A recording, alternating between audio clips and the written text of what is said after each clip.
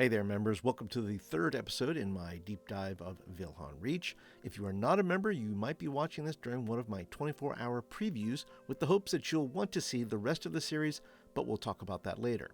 My goal in doing this deep dive is to, first of all, use this old stuff on my shelf to inspire your modern table, should you desire to do so. Number two, share what I think is one of the best settings in all the realms. And the third reason is to teach myself and maybe some others about good world building. Because you see, I'm working on my own little world, yet unnamed, but it's basically post-apocalyptic fantasy. Some witches cast a spell that destroyed the land and an event that I'm calling the Hexing, and I'm slowly building a hex crawl out of it and sharing it issue by issue through my zine, Crit Happens. There'll be some links down below if you're interested in that. And one more thing, if you are interested in the Vilhon Reach, I'm going to put a link down below. It's available over on the DMs Guild. You can grab a copy for yourself. Let's go ahead and jump into the deities of the Reach. I, as a DM, love when characters have a deity because I think it really fleshes out the character and gives that character, and I, as the DM, a few toys to play with in the sandbox. And if you're a new DM looking for ways to help players flesh out their characters, I did do a video on it, and I will put a link down below in the description. So let me begin by reading from the Player's Guide to the Vilhon Reach, which I think every setting needs a Player's Guide. I'm going to do a separate video on just the need for Player's Guide. I think it's such a cool element to hand a player and say, hey, this is all about this area that we're going to be in. Now, this particular Player's Guide, I think is, let's see, around 30 pages.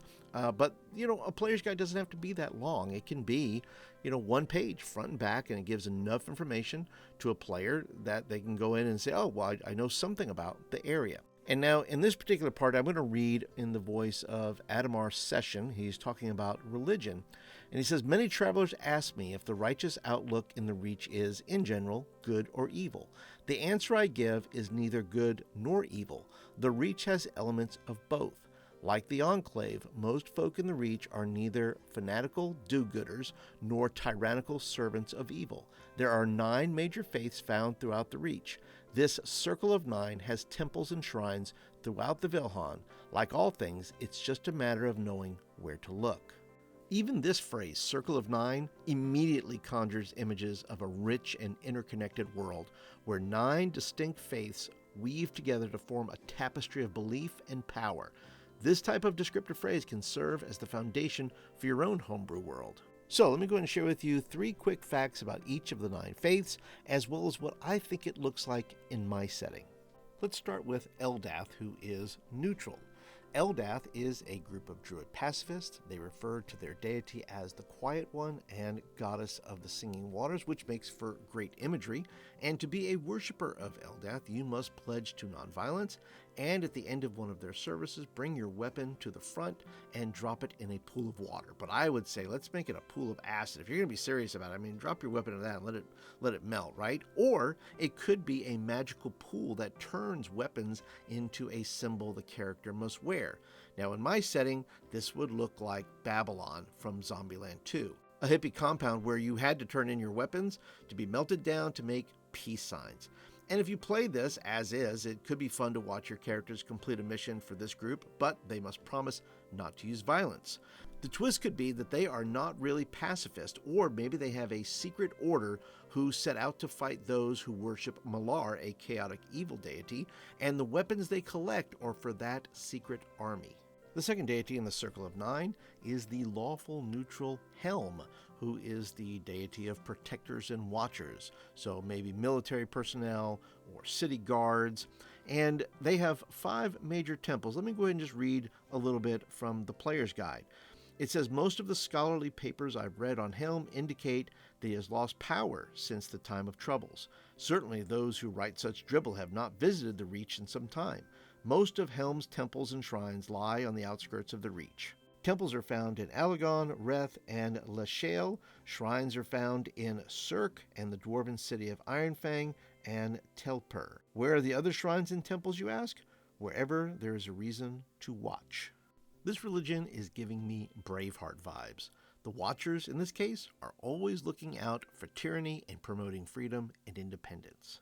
which to me sounds like a very dwarven thing to do. Then there is Lyra, lawful neutral, and is called the Lady of Joy, which sounds very saintly and gives me Catholic vibes, but she is also the patron of merchants, which gives me kind of a mega church vibe. So I would make this a high elf type of religion who always seems to be mired in financial impropriety, where the leaders of the religion are always living in opulence and there's always a misappropriation of funds. Then there is Malar, who I mentioned earlier, who is a chaotic evil deity. Let me read from the player's guide here about Malar. It says, while some visitors to the Reach know Malar by his more formal name, the locals simply call him the Stalker. He's the regional lord of a variety of goblin tribes, especially those in the Oseron Mountains. A popular insult is calling someone as corrupt as the Stalker. This is a common curse between merchants, which may make Malar an enemy of Lyra as well. The followers of the Stalker are most dangerous during the times of festival, especially during the Feast of the Moon. This festival is a time when lovers meet in secluded hideaways, and many newly married couples consummate their marriages. This opportunity is the sort of thing that Malar loves. His followers hunt down and kill couples during these festivals. Oh my. Well, hey, listen, if there's a string of newlywed murders, there you go. That's an adventure for your characters right there. This gruesome practice has led militias to patrol the countryside, hunting the followers of the Stalker. Festivals are not nearly as carefree events as they once were. And there you go. Just have a festival, a bunch of newlywed murders, and then suddenly your characters are on a militia hunting these creatures down.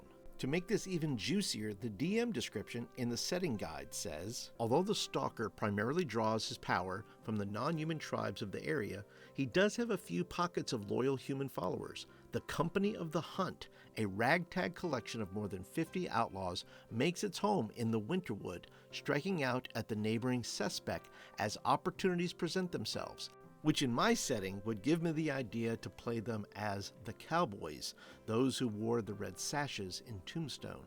They are a lawless pack of outlaws who thought they could do whatever they wanted until Wyatt Earp said they couldn't. You tell them I'm coming, and hell's coming with me, you hear? Listen, if that fires you up and you want to watch more videos like this, I invite you to become a member where you will receive cool member icons, early access to videos, live streams, and other perks. Just head over to the community tab and get signed up. And if you're not a subscriber yet, hit the subscribe button and you'll get a regular dose of videos helping you to run epic games at your table. Okay, on to the Nabanyan. Nabanyan is a neutral deity called the Lion God of Gulfmere and draws its power from wildcats like lions, cheetahs, and tigers. There's a race, you could play it as a race, I guess, called the Weemic, which is half lion, half human, who most likely worship this deity and could offer insight to the party about Nabanyan, but also offer plenty of adventure hooks like search for the sacred catnip. And there's really only one thing I can relate this to, and that is thunder, thunder, thunder, Thundercats, ho! I mean, mixing D&D with one of my favorite cartoons from the 80s, it's a no-brainer. Sylvanas is true neutral and is the primary deity of the Emerald Enclave. Here's what the setting guide says about them. This force of druids controls the Vilhon with an iron grip, working their best to eliminate the presence of many of the other power groups. Now, I am sure that Sylvanas is a fine religion, and most of the people are fairly normal. They care about the environment, etc., but in my world, there is an element of this religion that is always protesting something or making trouble for loggers or woodworking merchants. And I can't remember where I read it, but they have some sort of eco-magic. I mean, because they have to keep the waters clean and they have to work with cities about their cleanup. And so I'm thinking that they have some sort of eco-magic that makes garbage disappear or something. Talos is chaotic evil and called the Destroyer, and is often associated with natural disasters.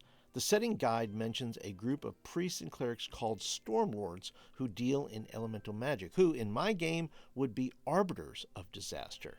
Talos has very few temples, but there is one on Mount Ugrath where there is a live volcano, a perfect place to send characters. Talos followers are like disaster junkies. They're like evil storm chasers. They're there to worship Talos and pray the disaster gets worse. Then there is Tempest, also called the Foehammer, and the patron deity of warriors. And what makes him so cool? Well, allow me to read from the setting guide. Surprisingly, the stories written by the Bards of None in 902 DR detail a singular vision of the Lord of Battles. The three bards, each attached with a different army involved in the conflict, wrote that Tempest appeared to them riding a skeletal steed that oozed blood upon the battlefield. Unfortunately, each general of the army took this to mean that Tempest rode a white horse and that the battlegrounds were going to run with the blood of their enemies. And when I think skeletal steeds or armies, my mind goes to Army of Darkness with Bruce Campbell. Maybe Tempest has his own Necronomicon that the player's characters can steal. Last but not least is Tyr, the god of justice. They are a prime deity for paladins. The churches of Tyr have groups of paladins spread all over Vilhon, hunting down the worshippers of Malar and Talos. Tyr goes by many names, the god of justice being one of them. He bore his title of the Maimed God for his missing right hand, lost in an act of bravery and self-sacrifice, and his title of the Even-Handed referred to his position as the god of justice, though was also seen as dark humor. The wounded eyes of the blind overlord, meanwhile, were seen as symbolic of blind justice and the cost that sometimes came with living a lawful life. His symbol, however, balanced scales with a warhammer, truly symbolized his nature, justice upheld with armed vigilance and benevolent might. When I see the warriors of Tyr in my setting, I see the Ultramarines of Warhammer. Like the Ultramarines, the fighting men of Tyr are virtuous, and their wrath against evil will not be stayed. And that is it for the deities of the Reach. Let me know which of the deities you'd most like to have in your campaign, and would they look like my interpretation of the faith, or do you have your own idea? Leave me a comment. And if you enjoyed the video, be sure to click the thumbs up button, and if you want to see more videos about the Reach, become a member or check out the playlist right here.